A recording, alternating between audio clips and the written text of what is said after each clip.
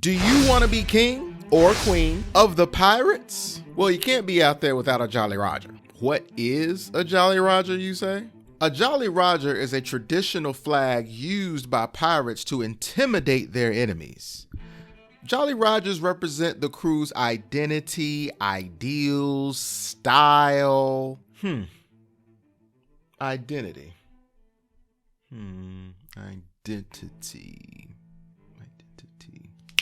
Identity. Visual identity. That's a game I know well. In previous One Piece related videos on this channel, I have viewers leave comments down below letting me know what would they call their own pirate crew. I turn those names into logos, emblems if you will, that they would put on a Jolly Roger.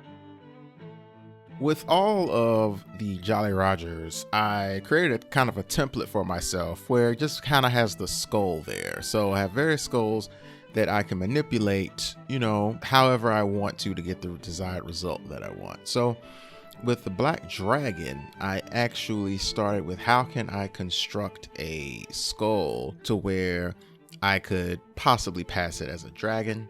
So I focused on the marks of a dragon as far as like the head. So I have the curves and the lines and that middle mohawk part there with the scales. And then also it looks kind of like a mustache, but it kind of breeds to like the facial features of a dragon and with, really aggressive. So I didn't want I could have done the big eyes, but I actually decided to do like more menacing eyes and then have that flame in there to represent fire breathing dragon.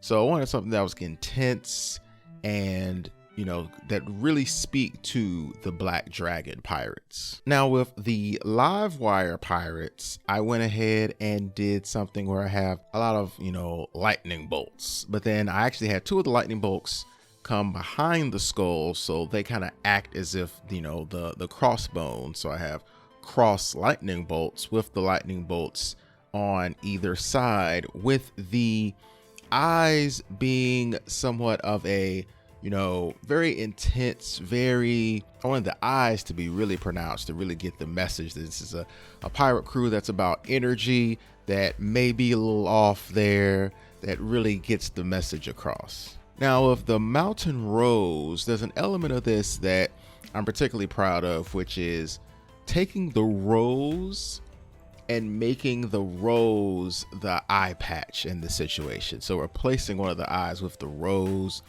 I initially had a smoother rose, but the final result, you'll see that's more of a jagged rose, a little more intense, a little more edgy, and to match kind of the sharpness of the mountains that I have there. So I have the mountain at the rose, it's visual, and it references the name very well.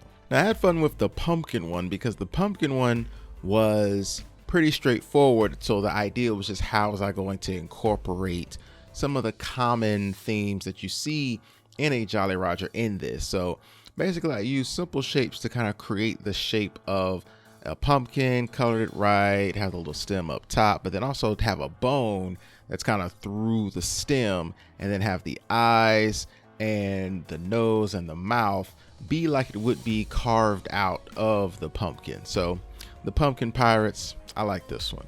Another one that I'm proud of is the red tail. So you have the red tail for the red fox. So you have the tail there. So I didn't want to do the tail and then the skull, but then I was like, what if I did more? So what if I actually reference the fur and the difference in fur between the top part of the head and the bottom part of the head, and make that the teeth down there, get a little edge there, put the eye patch on there to really drive it home, and then make the eye a little more dynamic. So not just the circle eye, but something that kind of gives off the mischievous, gives the slick, gives the foxy, and the red tail pirates.